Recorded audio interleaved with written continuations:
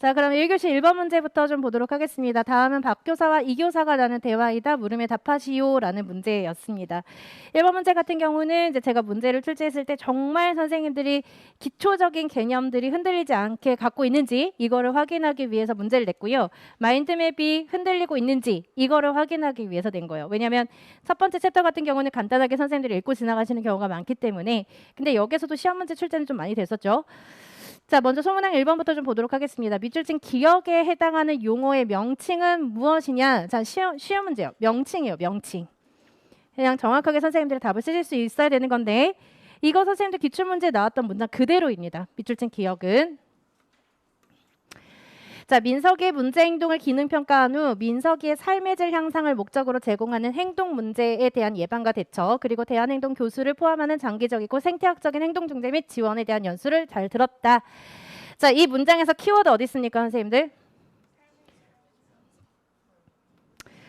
삶의 질 향상부터 나오면 안 되지. 문제 행동을 기능 평가했다 라는 키워드 나와줘야 되죠. 자, 기능 평가라고 하는 것 자체는 뭐예요, 선생님들? 정보 수집을 이야기를 하는 거죠. 이 학생의 문제 행동에 대한 선행 사건과 행동과 그 다음에 후속 결과에 대한 정보 수집하는 과정을 기능 평가라고 이야기를 해요. 자, 그 다음에 또 민석이의 무슨 향상을 위해서 삶의 질 향상을 목적으로 한다. 그리고 이 명칭, 이 용어를 사용하는 이유 자체는 또 뭐 때문이래요? 행동 문제에 대한 예방과 대처, 그리고 대안 행동 교수를 포함한다. 그리고 장기적이고 생태학적인 행동 중재 및 지원이다라는 말이 들어가게 돼요. 자, 제일 중요한 말은 두 번째 줄 끝에 있는 부분이요. 행동에 대한 예방, 대처, 그리고 여기에서 이야기하는 장기적이고 생태학적인 측면. 자, 이걸 이야기하는 용어는 뭐죠? 긍정적 행동 지원. 이라고 쓰시거나 긍정적 행동 중재와 지원 이렇게 쓰시면 되는 겁니다. 자, 그 다음 2번 문제 보도록 할게요. 자, 밑줄 친 니은에 해당하는 긍정적 행동 지원의 주요 요소의 명칭을 쓰래요. 자, 선생님들 주요 요소에는 뭐뭐 있어요? 그쵸?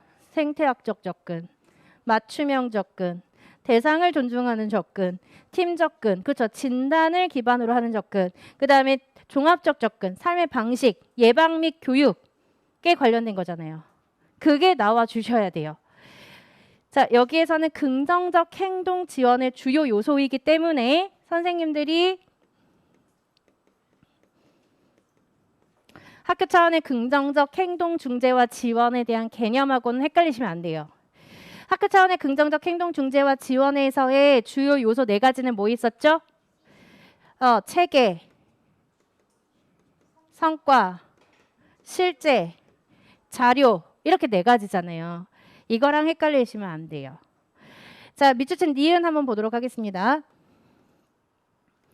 자, 환경적 사건들과 그에 대한 반응을 분석하여 문제 행동의 기능을 이해하고 학생의 선호도와 강점을 강조한다라고 들어가 있어요.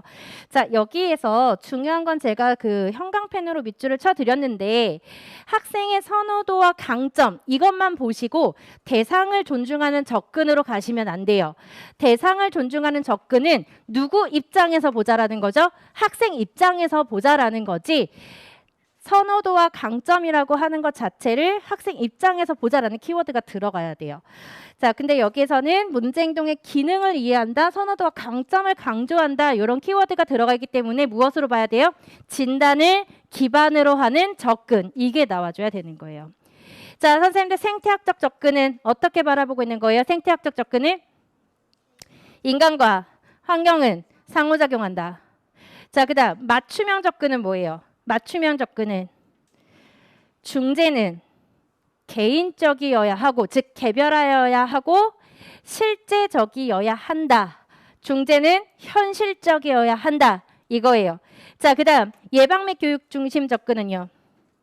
예방과 교육이야. 그러니까 키워드가 뭐가 나와줘야 돼요? 그렇죠. 문제 행동에 대한 예방, 교육이니까 뭐가 나와줘야 돼? 대체 행동 기술에 대한 교수가 나와줘야 되는 거예요. 자, 그 다음 삶의 방식 및 통합 중심은요. 누구의 삶의 질이에요?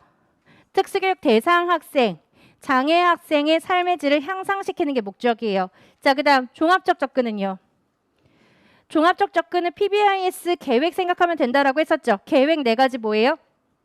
선행사건 중재, 대체기술 교수, 문제행동에 대한 반응, 즉 후속 결과에 대한 중재, 그 다음 장기적인 지원. 이게 네 가지가 나와줘야 돼요. 자, 그 다음에 팀 접근은 제가 초학문적 팀 접근이라고 이야기했었죠. 자, 그 다음에 대상을 존중하는 접근은 누구 입장이다? 학생 입장이다. 자, 이게 나와주셔야 되는 겁니다. 그래서 종합적 접근이다. 주요 요소를 설명해라 라고 이야기했잖아요. 그러니까 이 문제를 선생님들 푸실 때 종합적 접근 이거 나온 거 보면 이걸로 선생님들이 유추를 조금 해서 이번 문제를 좀 푸실 수도 있었을 거예요. 자, 종합적 접근은 제가 방금 뭐라고 이야기했었습니까? 문제 행동의 예방, 선행사건 중재죠. 그 다음 대체기술의 교수, 그 다음 문제 행동에 대한 반응 뭐예요? 후속 결과에 대한 중재, 그 다음에 장기적인 지원을 통해서 학생의 삶의 방식의 개선을 이루기 위해서 다양한 중재를 계획하는 것이다. 이렇게 쓰셔야 돼요. 키워드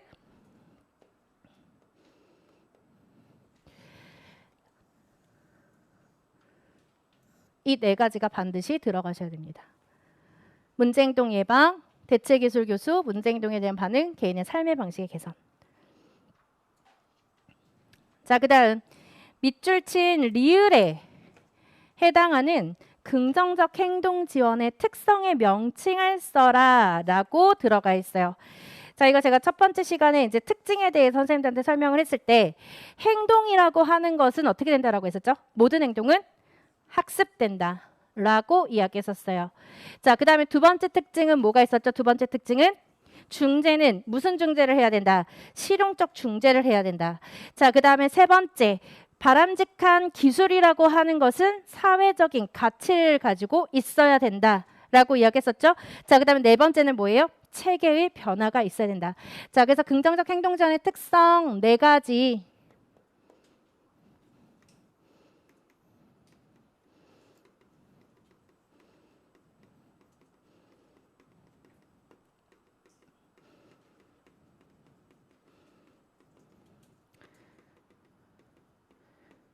사회적 가치, 그 다음에 네 번째 체계의 변화. 네 가지의 키워드가 나와주셔야 되겠죠. 자, 그러면 위에서 이야기한 특성 한번 보도록 하겠습니다. 밑줄 친 리을. 자, 민석이의 행동 변화는 사회적으로 중요하다라는 키워드 나와 있고요.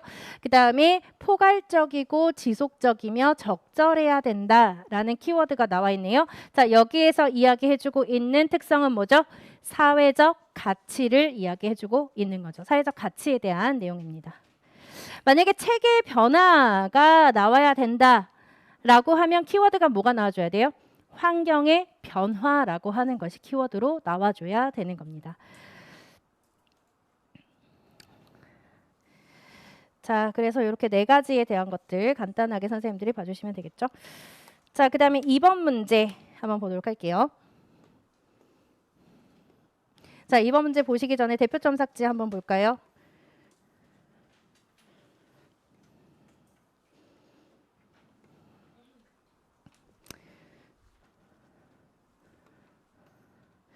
(1번은) 잘 썼어요. 자, 근데 2번, 3번에 대한 그 내용을 보실 때 2번하고 3번은 뭐에 대한 내용이죠? SW PBIS에 대한 내용이에요. 그래서 이 선생님 같은 경우는 학교 차원의 긍정적 행동 중재라고 하는 것과 PBIS 또는 PBS에 관련된 개념 다시 한번 확인을 해주셔야 되겠죠. 자, 그 다음 4번 보시면 답을 뭐라고 썼냐면 사회적 용인이라고 썼어요. 지금 여기에 대한 용어가 지금 이 선생님 그 특성에 대한 거 대략 어렴풋이 알고는 있는 것 같은데 여기에 대한 용어가 지금 어떻게 되어져 있냐면 정확도가 지금 낮은 편이에요. 그래서 요거는 용어를 명확하게 선생님들이 암기하실 수 있도록 해주시면 되겠습니다. 자, 그 다음에 2번 문제 한번 보도록 할게요. 자, 다음은 학교 차원의 긍정적 행동 중재와 지원이라고 하는 기출 제재 나왔고요. 도교사와 변교사의 대화 내용입니다. 자, 먼저 첫 번째 1번부터 좀 보도록 하겠습니다. 자, 밑줄 친 기억에 해당하는 학교 차원의 긍정적 행동 중재와 지원의 핵심 요소의 명칭을 써라 라는 문제로 시험 문제가 출제가 됐었어요. 그래서 우리가 핵심 요소, 주요 요소라고 이야기했었던 거 4가지를 앞에 1번 문제에서 선생님들이 인출하셨잖아요. 그럼 그 개념을 가지고 기억을 한번 보도록 하겠습니다.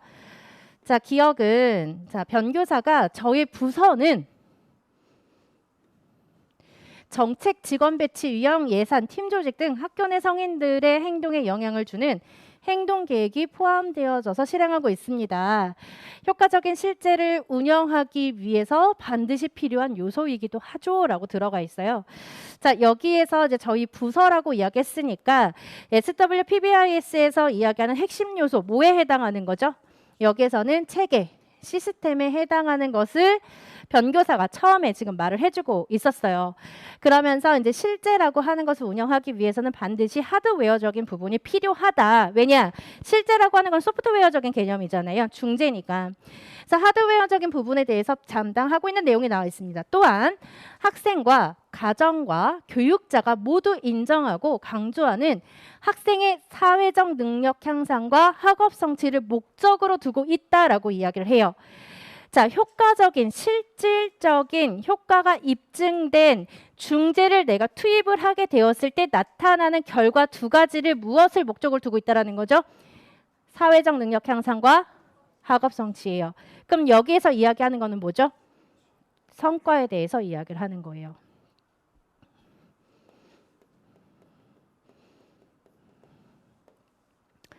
자, 2번째, 밑줄 친 니은을 설명해라 라고 이야기를 했거든요. 자, 밑줄 친 니은에 대한 문제, 이거는 2012년도 유아 12번 문제를 변형한 문제입니다. 자, 니은은 긍정적 행동 지원의 목적이 뭐냐 라고 했어요.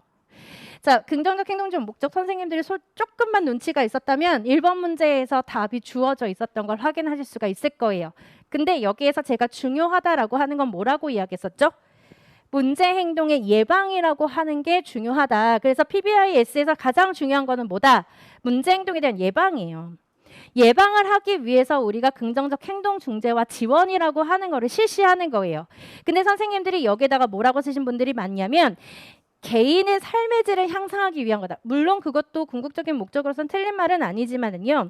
PBIS 자체를 우리가 그 중재하는 목적 자체는 학생들의 문제 행동을 예방하는 것을 목적을 두고 우리가 PBIS를 중재하는 거예요. 긍정적인 행동을 지원해 주는 거다 그 말이에요. 그래서 여기에서의 선생님들이 정답으로 쓰실 때에는 문제 행동에 대한 예방을 목적으로 한다. 이게 반드시 키워드로 들어가 주셔야 됩니다. 그 외에 만약에 선생님들이 뭐 대처 기술, 그다음에 장기적인 생태학적인 중재와 지원 이런 것들 쓰시면 돼요. 근데 이 단어는 반드시 들어가야 돼요. 문제 행동에 대한 예방을 목적으로 한다라는 것. 자, 그다음에 3번째. 밑줄 친 디귿의 학교 차원 긍정적 행동 중재와 지원에 연속체의 유의점을 써라. 자, 연속체 나오면 선생님들 떠올리셔야 되는 개념이 뭐 있죠? 1차 예방, 2차 예방, 3차 예방이 나와줘야 돼요. 자, 1차 예방은 선생님들이 알고 계신 것처럼 보편적 중재예요. 모든 학생을 위해서 우리가 보편적인 중재가 들어가게 되는데, 자, 이 보편적인 중재를 투입하는 이유 자체는 무엇을 감소시키기 위한 거였다? 그렇죠. 새로운 행동의 발생률을 감소시키는 것이 목적이었어요. 자, 그랬음에도 불구하고 문제 행동이 여전히 남아있는 학생들을 소집단으로 모아서 우리가 중재를 2차 예방에서 실시를 할 건데 2차 예방에서 실시하는 이 중재는 보편적 중재의 내용과 무엇을 갖고 있어야 된다? 연계성을 갖고 있어야 된다. 그럼에도 불구하고 문제 행동이 남아있는 학생들을 개별적이고 집중적으로 우리가 중재를 하는 3차 예방으로 갈 거란 말이에요. 자, 이 3차 예방에서도 역시 중재는 어때야 된다? 보편적 중재의 내용과 연계성을 가지고 있어야 된다라는 거예요. 그럼 2차 예방을 실시하는 2차 예방을 통해서 우리가 무엇을 감소시키는 게 목적이죠? 출현율을 감소시키는 게 목적이고 3차 예방은 문제 행동의 강도와 복잡성을 감소시키는 게 목적이라고요. 행동 수정에서는 3차 예방이 행동의 강도와 복잡성을 감소시키는 게 목적이고 그 다음에 우리가 지적장애로 넘어가면은요. 2차 장애를 예방하는 것, 후유증 감소 이런 것들을 선생님들이 생각하시면 되는 거예요. 자, 그래서 1차 예방, 2차 예방, 3차 예방에 대한 연속체, 유의점으로 공통적으로 다 들어가 있는 것은 뭐다? 2차 예방과 3차 예방에 제공되는 중재는 보편적 중재의 내용과 연계성을 가지고 있어야 된다라는 겁니다. 반드시 들어가야 되는 키워드.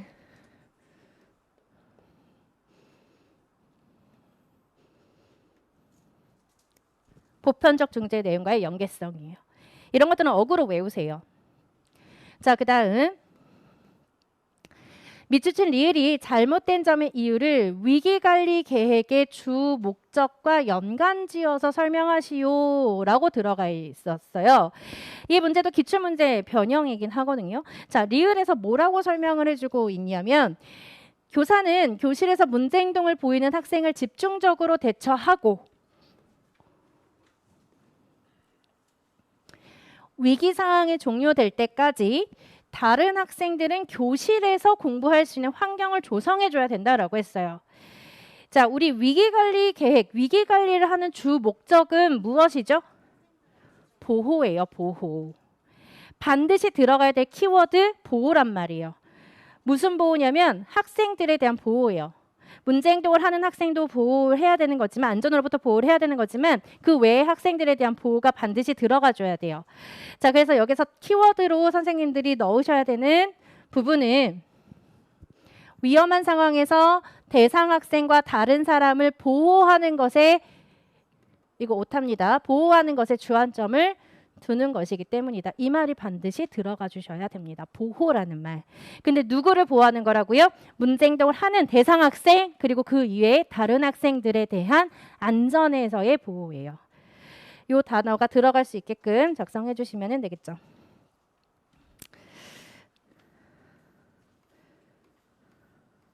자, 첨삭지 옆에다 펼쳐놓고 보시면 됩니다. 1교시 거는 초등 선생님 걸로 했고 그 다음에 2교시 거는 중등 선생님 걸로 했어요. 자, 잘 쓴 거는 넘어갈게요. 성과 잘 쓰셨고 자, 두 번째 점 보시면 자, 바람직한 행동을 증가시키고 바람직하지 않는 행동을 감소시켜 삶의 질을 향상시키는 것이 목적이다. 즉, 이 바람직한 행동을 증가시키고 바람직하지 않은 행동을 감소시키는 것 이거 자체가 사실은 우리가 대체기술의 교수를 통해서 차별 강화를 통해서 우리가 중재를 하는 거잖아요. 이거 전에 긍정적 행동 중재와 지원은 무엇이 목적이다라고 했죠? 예방이에요. 문제 행동에 대한 예방. 키워드 없습니다. 어떤 키워드? 문제 행동의 예방이라는 키워드가 없어요. 자, 그 다음 개별적 중재를 제공할 때에는 학생의 특성에 맞게 개별적으로 중재를 제공해야 된다.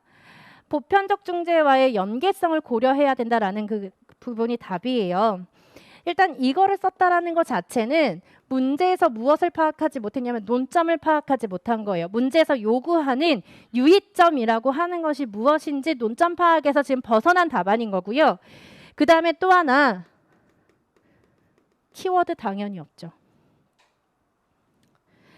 자, 그 다음 위기관리 계획은 모든 학생들이 위기에 처해지지 않도록 하는 것이기 때문에 교사는 교실에서 문제 행동을 보이는 학생을 집중적으로 대처하는 것은 잘못되었다. 문제에서 물어보는 것은 뭐였었죠? 잘못된 이유를 위기관리 계획 측면에서 써라라고 했었단 말이에요. 자, 여기에서 위기관리 계획이라고 하는 것은 모든 학생들이 위기에 처해져 있도록 하는 게 아니죠. 위기관리 계획을 세우는 이유가 뭐였었어요? 대상 학생과 다른 학생들에 대한 안전 보호란 말이야. 그리고 위기관리 계획은 어때야 된다라고 했죠? 제가 계속 유지되어야 된다라고 했어요. 위기관리 계획은 점차 용암되어져야 돼요. 위기관리 계획이 계속해서 남아있으면 안 돼요. 위기의 행동을 보이는 학생들을 대상으로 우리가 위기관리 계획을 세우면서 이 위기관리 계획이라고 하는 것은 점차적으로 시간이 지남에 따라 용암되어져야 되는 계획서예요. 그리고 이 위기관리 계획은 1차 예방, 2차 예방, 3차 예방 중에 어디에서 우리가 계획을 세우죠? 3차 예방에서. 자, 그러면 여기에서는 지금 이 선생님이 개념에 대해서 이유를 적절하게 제시하지 못하고 있어요. 그냥 위기관리 계획은 그 말 그대로 그 명칭에서의 그 말을 풀어서 얘네들을 대처하는 것이 잘못됐다라고만 쓴 거예요. 그러니까 이런 답안은 어떤 답안이냐면 둘러쓴 답안이에요. 전곡을 찌른 답안이 아니라고. 문제에서 요구한 걸 쓴 답안이 아니에요. 자, 그리고 역시 뭐 없어요? 키워드 없죠. 자, 그리고 선생님들 유의하셔야 될 게 있어요. 초등 선생님들. 자, 지금 보시면 제가 어디서부터 답을 기재했죠? 두 번째 줄부터. 초등 선생님들 다음 주에 이제 기재하실 때에는 두 번째 줄부터 답을 기재해 주세요. 답을 기재해 주시고 화이트 절대 쓰시면 안 돼요. 수정 테이프. 그 논술 쓸 때도 우리 수정 테이프 못 쓰게 하잖아요. 여기도 마찬가지예요. 수정 테이프 쓰시면 안 돼요. 자, 그다음에 3번 문제 한번 보도록 하겠습니다.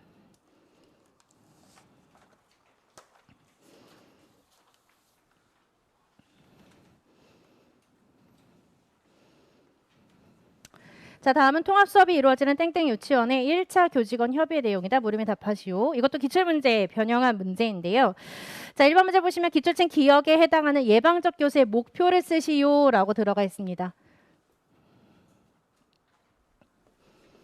자, 기억이 뭐냐면 보편적 중재예요. 자, 보편적 중재를 보니까 유치원 차원의 긍정적 행동 지원은 모든 유아들에게 규칙을 잘 지킬 수 있도록 보편적 중재를 제공하는 것이 우선이에요. 자, 모든 학생들을 대상으로, 모든 유아들을 대상으로 효과적인 중재를 제공하는 것 자체. 자, 선생님들 코로나 생각하시면 된다니까요. 선생님들 코로나 제일 먼저 터졌을 때 모든 국민에게 국가 전 세계적으로 뭐 착용해라, 마스크 착용해라, 그리고 손 씻기 해라 라고 이야기했었죠. 적절한 행동, 즉 사회적으로 용인이 될 수 있는 행동들을 가르치기 위해서, 습득시켜주기 위해서 우리가 보편적 중재를 실시하게 되는 거예요. 그래서 이 보편적 중재는 적절한 행동을 가르쳐주기 위해서 혹은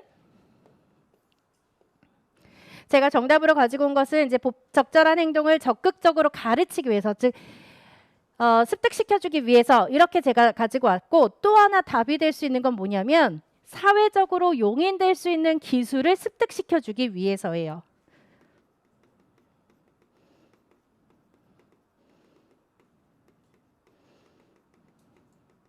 친사회적 행동의 습득.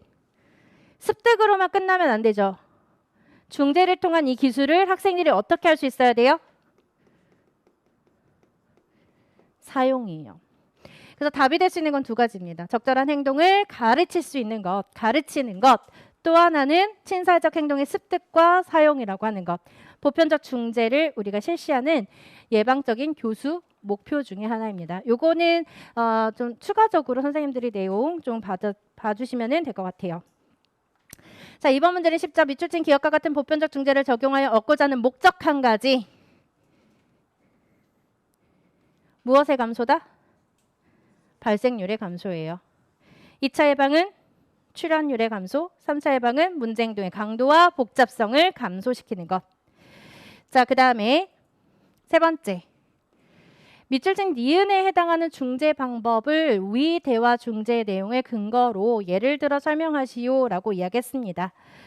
자, 위로 한번 가볼게요. 자, 구체적으로 어떻게 하면 될까요? 라고 했더니, 그러니까 위에서 우리가 모든 유아들에게 규칙을 잘 지키도록 중재를 제공하자라고 이야기했거든요. 그래서 선택한 효과적인, 영구적으로 입증이 된 중재가 뭐예요? 차례 지키기죠. 자, 차례 지키기가 해당이 되겠죠. 지켜야 할 행동이 더 정해져도 되겠네요. 그럼 여기에서 차례 지키기는 모든 유아들에게 제공하게 되는 보편적 중재가 될 거란 말이에요. 자, 지켜야 할 몇 가지도 더 정했으면 좋겠다. 전체 유아들을 차례 지키기 행동의 변화를 유치원 차원의 긍정적 행동 지원 실시 전으로 비교해서 그 다음 단계를 결정해야 돼요. 즉, 전체 유아들을 대상으로 보편적 중재인 차례 지키기 중재를 제공했음에도 불구하고 여전히 차례 지키기가 되지 않는 학생들을 어떤 집단으로 만들어 와야 돼요? 소집단으로 만들어 와야 되겠죠. 그래서 답안으로 작성을 하실 때에는 여전히 차례 지키기가 안 되는 유아들을 소집단으로 릴레이 게임을 시킨다라고 저는 이게 적었는데, 이 릴레이 게임이라고 하는 건 오픈 답안이에요. 그러니까 선생님들 여기에는 차례 지키기라고 쓰셔도 돼요. 소집단으로 차례 지키기 중재를 제공한다. 이렇게 쓰시면 되겠죠. 반드시 들어가야 되는 키워드 소집단이에요. 이렇게 작성을 해주시면 되겠습니다. 자, 3번 문제에서는 선생님들 뭐만 보실 거냐면 소문항 2번만 보세요.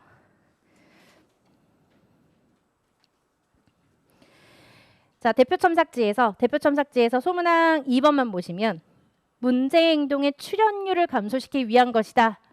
이렇게 들어가 있죠. 출현율을 감소시키는 것은 몇 차 예방이고 2차 예방이고, 그러니까 이거는 지금 이 목적에 대해서, 연속체에 대한 목적에 대해서 이 선생님은 5개념을 갖고 계신 거예요. 이런 것들은 5개념이에요. 자, 그 다음에 그 밑에 3번 한번 보세요. 보편적 중재가 제공되었음에도 불구하고 문제 행동이 나타나는 대상으로 차례 지키기의 내용을 소집단으로 중재한다라고 들어가 있죠. 이렇게 작성하시면 됩니다. 그래서 차례 지키기, 소집단 이런 두 가지 키워드가 들어가시면 정답으로 체크해 주시면 되겠죠. 자, 그 다음 4번 문제 한번 보도록 할게요. 자, 다음은 자폐성장애 학생 경수의 행동을 관찰한 결과이고, 나는 경수에 대한 행동 전 절차이다. 물음에 답하시오. 자, 비가 와서 체육 시간에 활동을 못하게 되자 자신의 몸을 꼬집고 핥히는 자해 행동을 하고 있었다라고 들어가 있어요. 자, 자신이나 다른 사람에게 신체적으로 공격적인 특성을 보이는 행동을 하고 있기 때문에 얘는 우리가 해를 입히는 지금 행동을 하고 있잖아요. 신체적으로. 그러니까 여기에서 장면 1에서 이 학생이 하는 자해 행동은 무슨 행동에 해당이 돼요? 파괴적 행동에 해당이 되겠죠.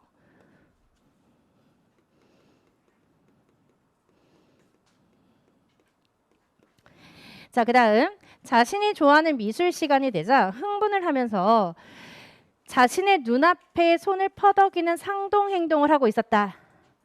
자, 다른 사람에게는 지금 방해, 학습적인 측면, 그 다음에 부정적인 이미지로 발현될 가능성은 있지만 다른 사람의 신체에 해를 끼치는 행동이 나타나는 것은 아니죠. 자신의 만족감을 위해서 퍼덕이는 이런 상동 행동이 나타나고 있어요. 자, 이런 행동을 우린 뭐라고 이야기한다? 경미한 방해 행동. 자, 음악 시간이 되자 악기 소리가 너무 시끄럽다며 징징거리며 울거나 학급 규칙을 잘 지키려고 하지 않는다. 그래서 다른 사람의 학습에 그리고 자신의 이미지에 부정적인 영향을 미치는 행동을 지금 하고 있죠. 자, 이런 경우를 우리는 방해 행동이라고 이야기하죠. 자, 그러면 이거를 행동의 우선순위하러 갔을 때 제일 먼저 우리가 중재해야 되는 행동 1순위는 뭐죠? 장면 1. 그 다음은요? 장면 3. 그 다음은요? 장면 2. 이렇게 써주시면 되는 겁니다. 자, 그 다음에 이제 계속 보도록 할게요. 자, 긍정적 행동 중재와 지원에 우선순위를 이제 봤으면 어떤 행동을 내가 중재를 할 것이다 라고 하는 거를 선생님들이 선정을 했으면 이제 그 행동에 대한 무엇이 들어가야 돼요? 정보 수집을 통한 기능 평가가 들어가 줘야 되겠죠. 그래서 이 기능 평가라고 하는 것 자체는 제가 뭐라고 이야기했었다.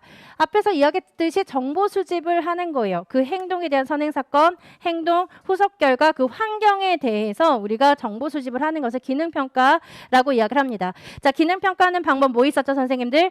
일화 기록 있었고요. 그 다음 ABC 관찰 기록지, ABC 관찰 기록지들의 변형들이 이 정보 수집을 할 수 있는 기능평가의 관찰 기록지들로 들어가 있었어요. 그렇죠? 자, 그리고 나서 이러한 결과들을 가지고 우린 뭘 세울 수 있었다? 가설을 수립할 수 있었다. 자, 가설을 수립할 때는 선생님들이 기본적으로 많이 알고 있는 4가지가 뭐예요? 학생의 이름, 문제, 행동, 선행사건과 배경사건, 그 다음에 문제행동의 기능, 이 4가지를 가지고 우리가 가설을 수립할 수 있는데 이 가설이 가지고 있는 또 하나의 기능이 있어요. 자, 뭐냐면 문제행동을 요약할 수가 있어요. 그래서 가설 수립은 2가지의 기능으로 선생님들이 보셔야 돼요. 자, 첫 번째로는 가설 수립을 할 수 있는 조건 4가지 쓰시면 되죠. 자, 그리고 무엇을 또 요약할 수 있다? 이전 단계에 했었던 이 학생의 행동에 대한 개괄적인 정보를 요약할 수 있어요. 이건 김준호 교수님 책에 있고요. 이건 기출문제 나왔었어요. 12년 후 중등 22번에. 자, 그 다음 행동의 조작적 정의와 직접 관찰이 들어가게 됩니다.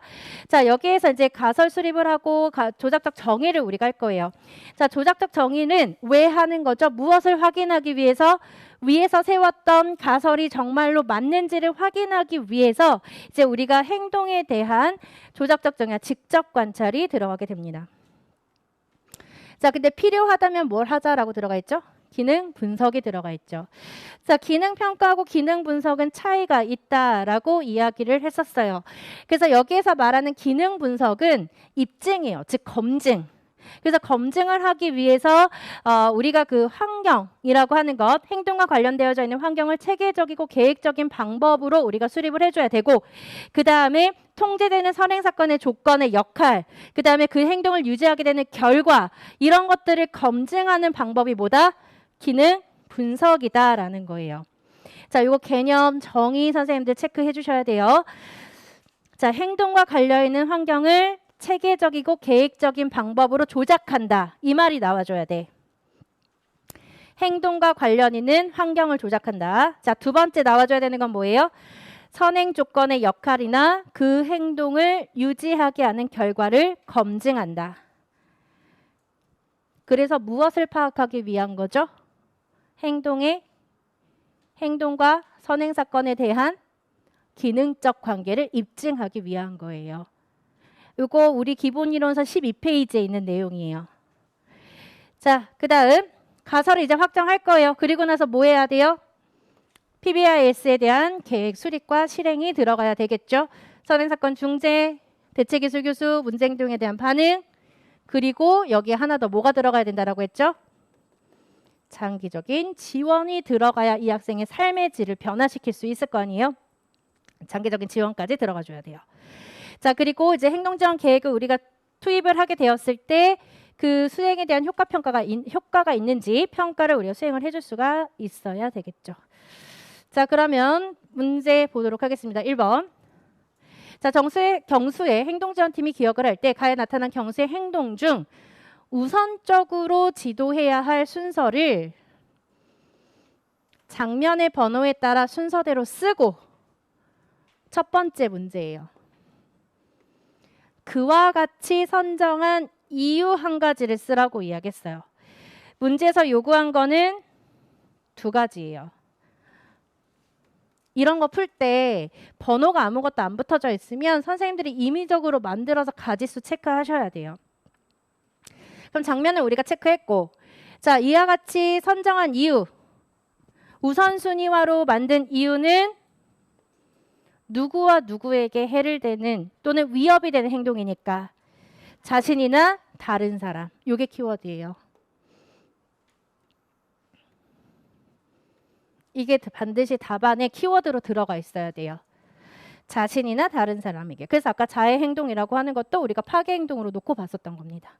자, 그 다음 두 번째. 나의 밑줄 친 니은을 수립하는 이유 두 가지. 니은이 뭐였었죠? 가설 수립이었거든요. 가설 수립을 하는 이유 두 가지 제가 체크해 드렸죠. 하나는 무엇을 하기 위해서다. 이전 단계에서 수집한 개괄적인 정보를 요약할 수 있기 때문에. 그래서 이번에 유아 22년도 교직 논술에 가설 3가지 세우라고 했는데 선행사건, 배경사건 2가지밖에 없었잖아요. 그래서 교직 논술에서 답을 쓸 때 선생님들이 뭘 썼어야 되냐면 위에서 정보를 수집한 것을 요약하는 가설 문장이 하나가 나왔어야 됐었어요.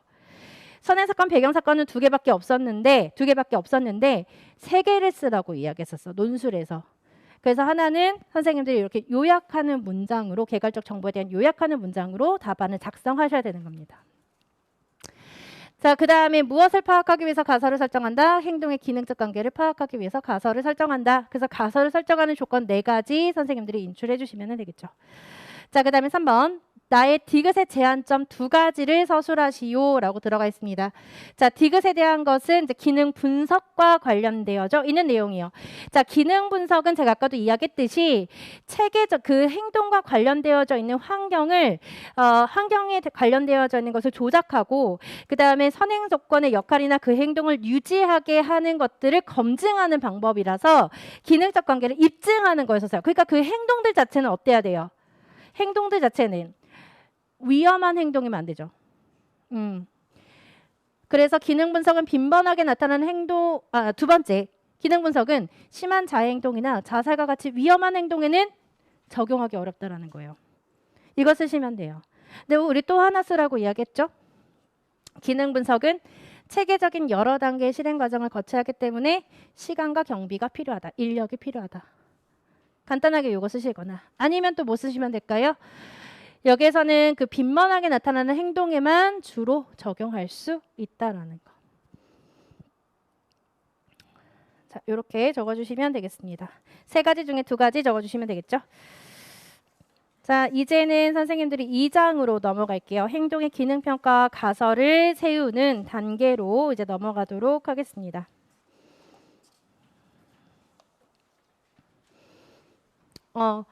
그거 넘어가시기 전에 대표 답안 한번 볼게요.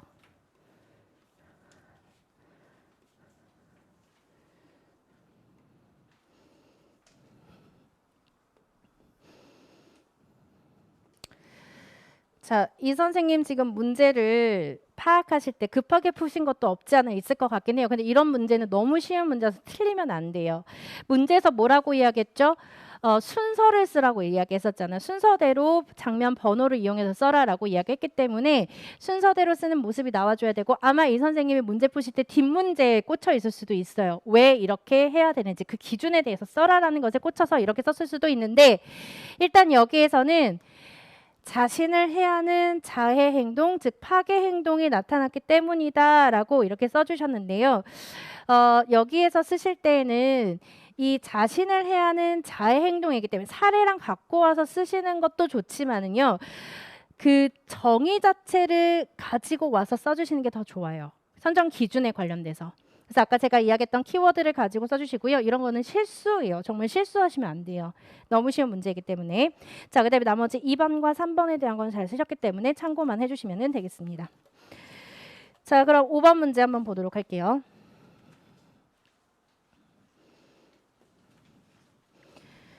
자, 다음에 가는 특사급 교사들의 대화 내용이고 나는 하루 일과 평정척도의 내용이다. 물으면 답하시오. 자, 선생님들 이 문제 푸실 때 당황하실 필요 없어요. 문제 자체에서는 소문항으로 물어봤을 때 그 면담에 대해서 맨 마지막 문제에서 이야기를 했었잖아요. 우리가 면담을 했을 때 학생들의 하루 일과를 반드시 파악해야 된다라고 하는 유의점이 분명히 들어가 있었어요. 왜 일과를 우리가 체크를 해야 되느냐. 일과 중 어떤 요소가 이 학생의 문제 행동을 감소시키거나 증가시키는 요소가 있는지를 확인하기 위해서예요. 그래서 이 하루 일과표의 평가 척도라고 하는 이런 그 관찰 기록지가 필요하게 된 겁니다. 면담할 때도 필요하다 그 말이에요. 자, 그럼 한번 보도록 하겠습니다. 자, 이 문제는 선생님들 많이 푸셨던 제재니까 쉽게 푸셨을 겁니다. 우리 반 경수는 최근 친구에게 물건을 집어던지는 행동이 점점 심해지고 있어요. 이것을 중재하는 것이 급한 것 같아요. 기능평가를 해보는 것이 어떨까요? 자, 기능평가 정보 수집이라고 이야기했죠. 자, 우리 반 광희와 아주 비슷한 행동이네요. 광희도 다른 사람의 신체에 해를 입히는 행동을 했었는데 아래와 같은 양식을 이용해서 유용한 정보를 얻을 수 있었어요. 자, 여기에 보니까 지금 제일 중요한 거 뭐 나와 있죠? 얘가 몇 회의 횟수로 문제 행동이 나타나고 있는지 정확하지는 않지만 체크하실 수 있는 법례가 지금 제시가 되어져 있단 말이에요. 그리고 나서 시간대별로 각 교시마다 시간을 우리가 나눠놨고 그리고 이 행동이 발생했을 때마다 1회 발생했을 때, 2회 발생했을 때, 3회 발생했을 때를 체크를 했어요. 자, 이 시각적으로 제시해 놓은 이 기록지의 경우에는요. 문제 행동이 빈번하게 발생하는 시간대와 그렇지 않은 시간대를 알려주는 거예요. 근데 선생님들 답안에 어떻게 많이 쓰셨냐면 문제 행동이 발생하는 시간대를 파악할 수 있다. 이런 답안이 굉장히 많아요. 만약에 그렇게 쓰실 거면 문제 행동이 발생하지 않는 시간대까지 들어가야 돼요. 자, 그 다음 계속 볼게요. 자, 그래서 이거는 선생님들 뭐라고 쓰시면 되죠? 산점도, 분포도, 산포도 이렇게 쓰시면 되겠죠? 자, 이용해서 유용한 정보를 얻을 수 있었어요. 다른 평가 자료와 종합해 보았을 때 광의 행동은 관심 끌기로 결론이 났어요. 그래서 이는 육해 자극 획득에 해당이 됩니다라고 하는 단서가 밑에 들어가 있었네요. 자, 이 관심이라고 하는 것은요, 우리가 문제 행동의 기능을 세 가지로 나눌 수 있죠. 자동적, 사회적, 강화제 획득, 혹은 활동 회피, 이렇게 우리가 나눠볼 수가 있거든요. 자, 선생님들 자동적이다라고 이야기했을 때에는 자동적 정적 강화라고 했을 때에는 무엇을 획득하고자 하는 거예요? 내적 자극이에요. 내적 자극을 획득하기 위해서 나타나는 것들. 자, 가장 대표적인 거 뭐 있죠? 상동행동. 자, 만약에 자동적 부적 강화예요. 자동적 부적 강화. 내적 자극을 회피하기 위해서거든요. 소리가 나한테는 너무 큰 자극으로 들리니까 귀 막는 거. 이런 것들이 자동적 부적 강화에 해당하는 예시들이에요. 자, 그 다음에 또 획득에는 또 뭐 있죠? 사회적. 정적 강화, 그 다음에 사회적, 부적 강화, 회피에 들어가 있는 거. 그 다음에 강화제 획득과 그 다음에 활동 회피와 강화제 획득이라고 하는 것까지 같이 정리해 주시면 되겠습니다. 그럼 여기에서는 관심 끌기니까 어디에 해당이 될까? 자동, 사회, 활동 중 어디에 해당이 될까? 사회죠. 자, 그럼 계속 보겠습니다. 자, 이거는요, 교사들이 1교시 무슨 과목, 2교시 무슨 과목, 3교시 무슨 과목, 4교시 무슨 과목 활동에 그 수행이 되는 그 교시들을 써놓고요. 문제 행동이 심각하게 발생하는 것을 척도별로 선생님들이 체크만 하시면 되는 겁니다.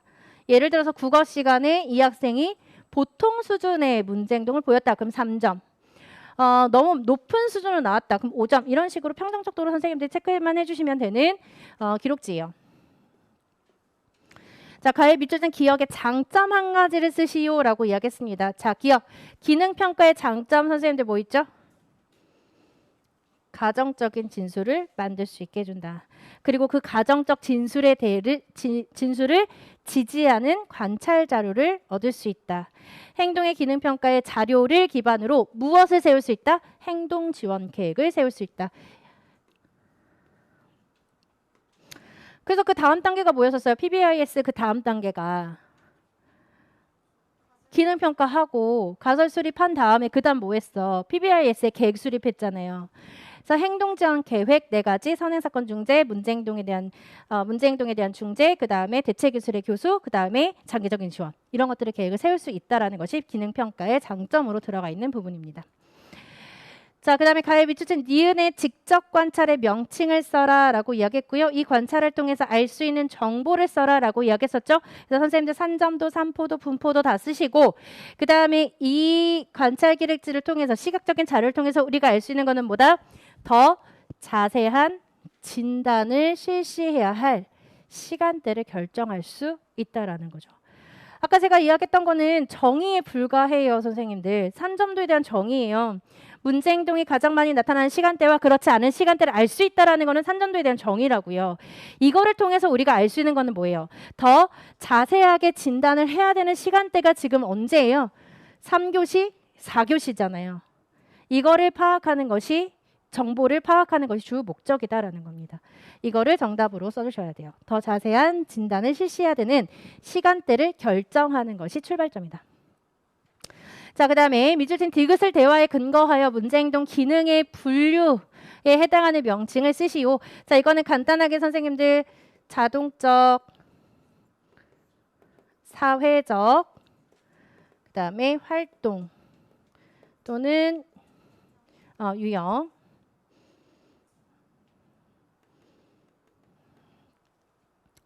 아니면은 이거는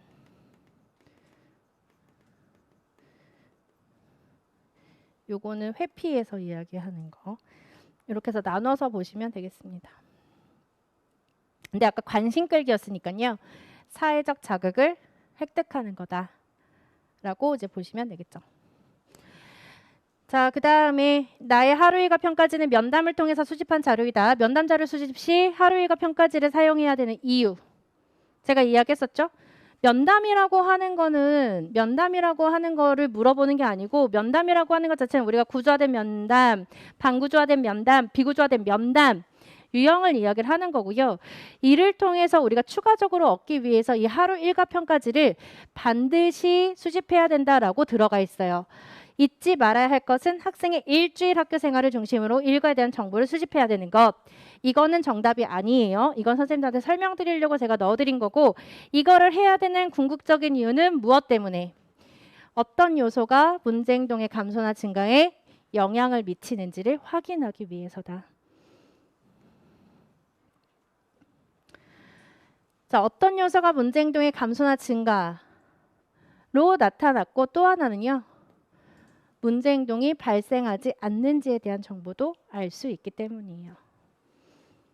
왜냐하면 시간대별로 나눠놨죠. 그리고 그 시간대별로 평정 척도가 체크가 되기 때문에 나타나는 시간, 나타나지 않는 시간까지 우리가 확인할 수 있다는 겁니다. 이렇게 정리만 해주시면 되겠어요.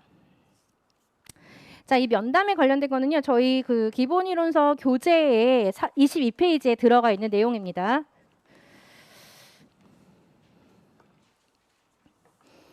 자, 그 다음에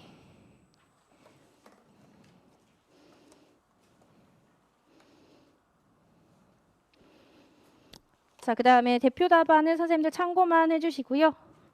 4번 문제에 대해서 피드백을 제가 좀 해드리자면 문제에서 요구하는 상황에 대해서 내가 알고 있는 그 지식하고 적용을 잘 하지 못한 답안이라고 보시면 되겠습니다. 이런 경우 굉장히 많습니다. 자, 근데 6번 문제는 굉장히 잘 쓰셨네요. 자, 6번 문제 한번 보겠습니다. 자, 다음은 김 교사가 학생 지연이의 행동 문제를 관찰한 자료이다. 물음에 답하시오. 자, 김 교사가 적용한 자료의 명칭을 쓰시오. 자, 지금 이 학생의 관찰 시간이 7월 1일 날 시간을 보니까 11시에서 11시 15분이에요. 이 수업을 하는 11시부터 11시 45분까지를 관찰한 게 아니고 내가 표적 행동으로 설정해 놓은 행동이 발생할 때 이야기식으로 서술을 해 놓은 이야기식의 관찰 기록지예요. 그죠? 그러니까 일화 기록으로 선생님들이 보셔야 되겠죠. 만약에 이 시간이 전체 시간으로 나왔어요. 11시부터 11시 45분까지 전체 시간 40분이라고 하는 것이 나오면 뭘로 볼 수 있을까요? 판단을 할 때 표본 기록, 전체 기록으로 선생님들이 판단을 하실 수가 있게 되겠죠. 자, 상황은 쉬는 시간이 끝나고 쉬는 시간 활동을 중단하고 국어 시간을 준비하라는 선생님의 지시가 있었습니다.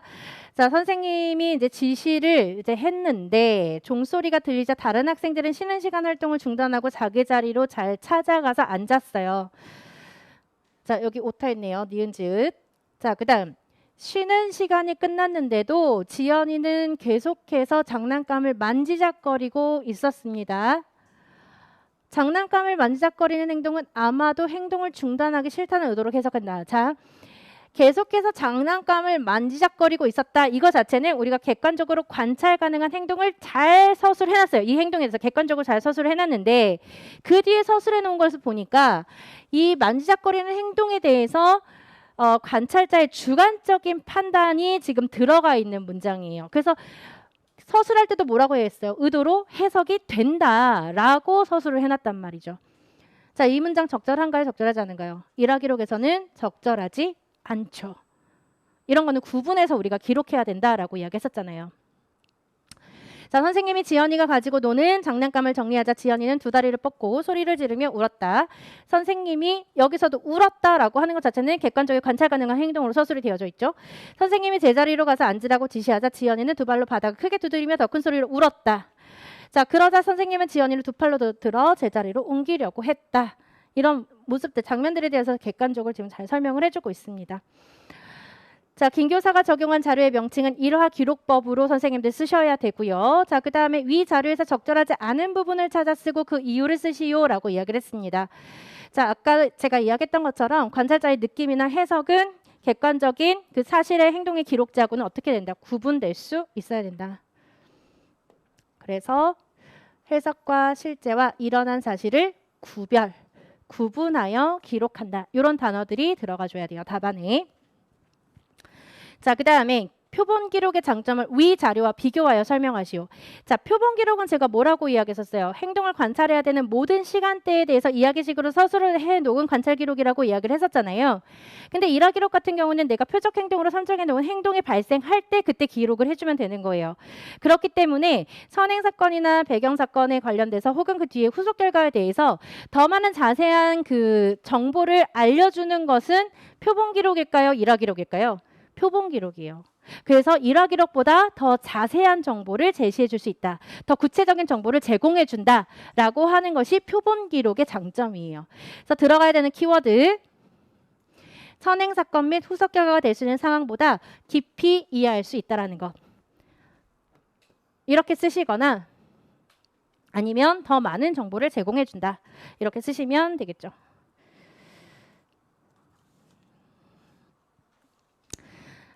그렇다면 표본 기록의 단점은 뭘까요, 선생님들? 시간이 많이 걸려요. 네, 시간이 많이 걸린다라고 하는 것. 자, 그 다음에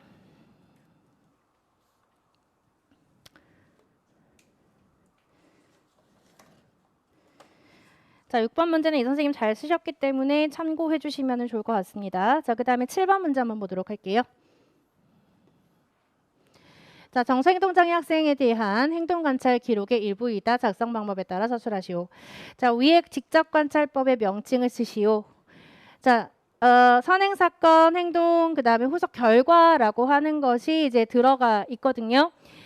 이 ABC 관찰 기록은 어디에 기반으로 해서 만든 기록지죠? 일화 기록이에요.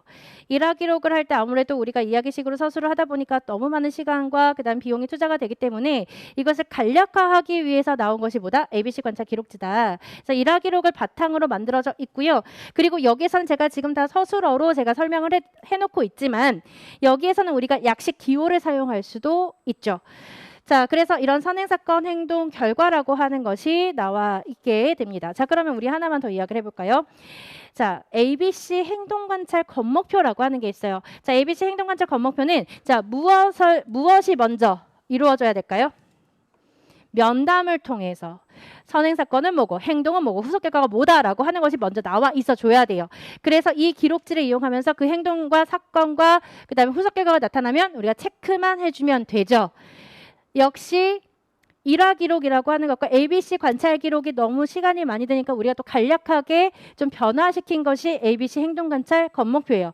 자, 이렇게 하다 보니까 또 문제가 발생을 해 행동의 기능을 파악하기가 어려워요. 그래서 나온 게 뭐예요? 행동의 기능평가 관찰지라고 하는 것이 나와지게 되면서 역시 그 관찰 기록지에도 우리가 면담을 통해서 정보를 수집한 것들을 먼저 써놓고 행동이 나타나면 체크해주면 되는 거죠. 자, 그럼 보겠습니다. ABC 관찰 기록지 쓰시면 되고요. 위 관찰에서 적절하지 않은 부분의 번호를 쓰고 그 이유를 쓸 것. 자, 유의점으로 들어가 있죠. ABC 관찰 기록을 할 때 행동에는 관찰해야 되는 대상의 행동만 기록한다. 이게 유의점으로 들어가 있잖아요.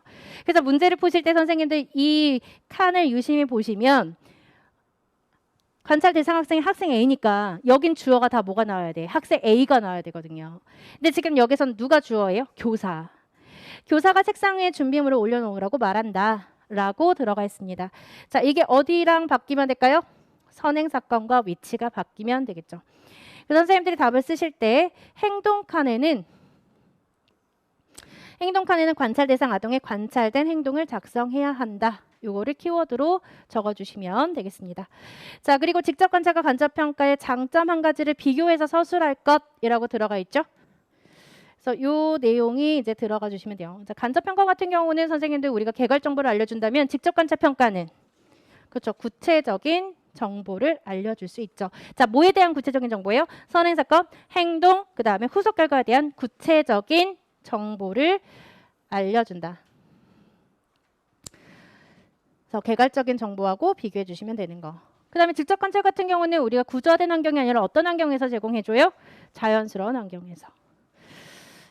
자, 그 다음에 직접 관찰 같은 경우는 행동 발생 당시 정보를 직접 수집한다라는 장점까지 정리해 주시면 되겠습니다. 자, 중요한 거는 뭐 간접 평가도 물론 중요하죠. 그렇지만 선생님들 직접 관찰 평가에 대한 장점 정도는 외우고 들어가시면 좋을 것 같습니다.